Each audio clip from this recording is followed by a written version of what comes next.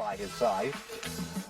If this looks familiar, it should. Take you back a year ago. Celtics, Heat, Game 7. Boston up by 2. Jimmy Butler the ball. Final 20 seconds. Butler looking to go to the NBA Finals. Comes up short on the 3. And Boston hangs on to win.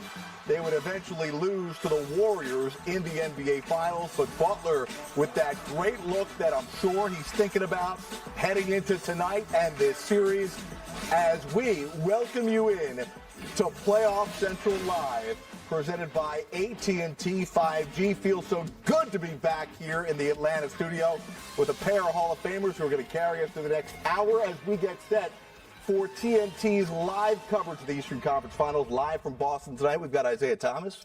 Sir. We've got Grant Hill. I'm Jared Greenberg. It is fun to be talking about the Eastern Conference Finals, and for the 14th time over the last 28 teams since 2010, it is either Miami or Boston in the Eastern Conference Finals. It kind of feels like an annual rite of passage for these two. You know, they've definitely made it that way, you know, and you have to speak about, you know, the tradition that the Miami Heat is establishing. We always talk about the Boston Celtics tradition. Now you got the Miami Heat culture. But with the way that they've been winning and going back and forth to the Eastern Conference Finals over the years, you know, now you're slowly starting to add tradition on top of that culture, which the Celtics come to the table with. No question. I mean, Miami, you know, first of all, you have to tip their hat. And this year, of all years, I mean, probably the most improbable. Obviously, a great run last year, a lot of struggles this year, kind of out of the playoff picture in the play-in game. Lost to America's team, the Atlanta Hawks, in the play-in game, but figured it out in that first round. Milwaukee, great series against New York. And Eric Spoelstra, I mean, this is his 7th conference finals appearance. And 3 in the last 4 years. And so you talk about culture. Miami's had that culture. We know it starts with Pat Riley. Eric Spoelstra's passed the torch. Obviously, the play of Jimmy Butler, not having to, I mean, it's just so much. And then Boston on the other hand. So we got the two teams that have, I think, embodied dominance and success in the Eastern Conference really in the last decade, and should be a great series. Yeah, you've kind of hit many of the key topics that we will dive deep into over the next hour. We'll hear from Brian Scalabrine live at TD Garden. We'll also check in with Allie LaForce. We'll hear from both head coaches, but let's focus in on the team that many people thought would be here, and that is the Boston Celtics. And they have been led, and we saw it in Game 7 just a couple of days ago on Sunday, Isaiah, by these two Jays. Jason Tatum, 51 points to lift Boston past their opponent to get into the Eastern Conference Finals. Jaylen Brown was really solid, but this is what they've done against the Heat this season. I think it's kind of hard to measure what any team has done against the Heat because there have been so many iterations of the Heat this year with all the injuries they've went through. But you have to start with these two guys, how they have at times been inconsistent, but when it's counted most, come through for Boston to get into this point. I mean, key word when you say it's counted most, right? I mean, they show up, you know, in the big moments. And no bigger moment, you know, the other night when Tatum drops, you know, all-time high in Game 7, 51 points. But Brown has been so consistent this year also. So you're talking about a 1-2 offensive punch. I mean, those two really provided. And you know, as a coach, as fans, as, you know, general managers, as president, what you want from your two stars, right? You want consistency. You want the two guys that you pay the most money to or getting ready to pay the most money to. Yep. You want to know that, hey, they show up in the big moments and they're going to be there every single night. So when you put 30 and 30 on the board, you know, you say, okay, I'm getting 60 points from these two guys, or I'm getting 65 points from these two guys. I can fill in the rest of the roster. There's no inconsistency with those two. When one's up, the other one's up.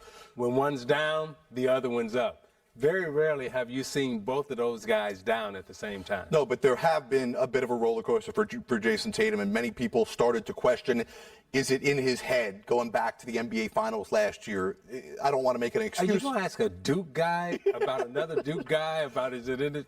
Well, I was giving him the opportunity, then I was going to crush him with whatever he said. What he's getting ready to say. You know what he's getting ready to say. All right, well, then just say it. Well, I mean, I think Brotherhood?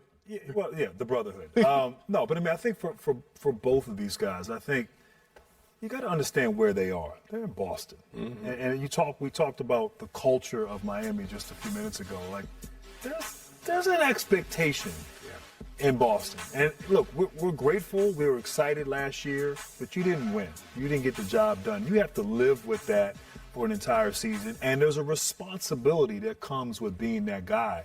And so Tatum, I think, has received some criticism, but you know what? Some of the other greats in Boston have done that as well, and they've delivered. And so if he wants to be in that, in that rarefied air, he ultimately has to win a championship. And just going back to Jason and Jaylen Brown, I mean, first team All-NBA, second team All-NBA.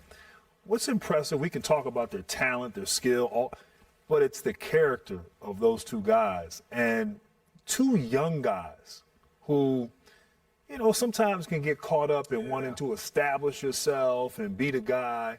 Obviously, Tatum is kind of maybe 1A in a lot of ways, but to have a guy like Jaylen Brown who, is okay, like just wants to win and can go out and compliment each other. There's no jealousy or any issues there. Like, they're so locked in, and to be that young and that mature, it's incredible. Like, it's really something special that I hope the fans and the people in Boston appreciate. These two young superstars coexisting and thriving together. As you mentioned, a big decision has to be made this summer on a potential contract extension for Jaylen Brown, which now he has the opportunity to get a max deal because of making that All-NBA team. Jaylen Brown, 26, Jason Tatum, just 25 years old. Remarkable what they've accomplished already, and still a long way to go. Let's talk about the other side of the coin here. I mentioned the guy who may be the playoff MVP if we had such an award, and that is Jimmy Butler, who's had 8 40-point playoff games already. The Heat, no surprise, 7-1 in those 8 games. This has been, Grant, a remarkable run by Jimmy Butler, and he says he doesn't believe in Jimmy Butler. He doesn't believe in playoff Jimmy. But it's hard to say that it doesn't exist because his numbers in the regular season compared to what he's done this playoff run, he's had his best stretch of basketball in his career over the last month of the season. Well, he may not believe, but I believe. Right. Yeah. And how he is able to elevate his game and really elevate his team. Obviously the scoring, but the belief. Like, these guys follow his lead. He wills them to victory. You're doing this without Tyler Hero. You got a guy like Duncan Robinson who played great in that first round, who hadn't played a lot. But I think they all feed off of Jimmy. And Jimmy doesn't wow you with, his, moves and things. He just knows how to play the game. He's tough as nails. And he's not afraid. Like, he's unafraid and has that incredible belief. And so to think that they, the path they took to get to this point. And look, he averaged 37 in that first round against Milwaukee, and it hurt his ankle against the Knicks. So his numbers came down a little bit, 24, I think, a game in that series. So he's had some time off. I think he's going to be healthy. The time off, I think, has served him well. And he didn't forget. He hasn't forgotten what happened last season. So as long as he's over there on that side, I love Jaylen and Jason, and I love what Boston has done. But there's just something, I don't know, magical. There's something special about what they're doing down there in Miami. Yeah. And they're doing it without their second leading scorer. Well, people in Miami, not to take away from Tyler Hero, but the conversation is maybe the offense flows a little better without Tyler Hero, who doesn't demand the ball. There's a little more ball movement, although he would be their third offensive option. But you brought up a good point. The Heat have not played since Friday. They won in 6. They closed out the Knicks, so they got a little more time off. But going back to Jimmy Butler, I don't think that anybody would argue that Boston does not have the better roster. But Jimmy Butler's playing as well as almost anybody. Maybe Nikola Jokic is the only other guy you want to throw into this conversation right now. Is it possible at this stage of the Eastern Conference Finals that a team with one guy and a really good supporting cast can overcome what Boston has? Is he capable, from what you've seen over the first 2 rounds, of doing that? Absolutely. And here's why. Because they defend and they rebound. Mm-hmm. And they bring their style of play every single night. Yep. When you watch the Miami Heat play, you're not going to see them do anything out of character. Now, the other team may play well, but they're going to do what they do.